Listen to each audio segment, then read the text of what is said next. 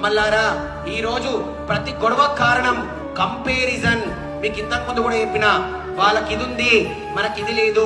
నిజమైన సంపద ఆరోగ్యము.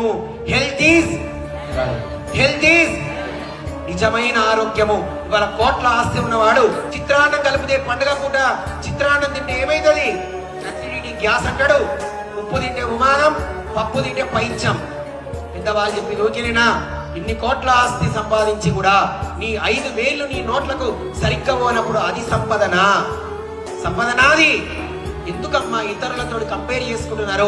వాళ్ళ కోట్లు ఉన్నాయి, వాళ్ళకి ఇండ్లు ఉన్నాయి, వాళ్ళకి బండ్లున్నాయి. ఐశ్వర్యం ఈశ్వరేచ్ఛ. నువ్వు నిజాయితీగా ఉండు, నీ ధర్మంగా ఉండు. నీవు కాకపోయినా నీ పిల్లలు తప్పకుండా అభ్యున్నతి సాధిస్తారు. అది హైందవ ధర్మం యొక్క గొప్పతనం. ఈరోజు ఎన్నో లక్షల కోట్లు ఉన్నవాడు సుఖంగా ఉండలేకపోతున్నాడు. టాబ్లెట్ వేసుకుంటేనే నిద్ర. ఇప్పటికైనా తినే తిండిపైనే కాన్సన్ట్రేషన్ ఉండాలి. తల్లి యొక్క వంటను, భార్య యొక్క వంటలను మీరు ఆస్వాదిస్తూ తిని ఆరోగ్యవంతులుగా ఉండాలని. ఆరోగ్యమే మహాభాగ్యం గనక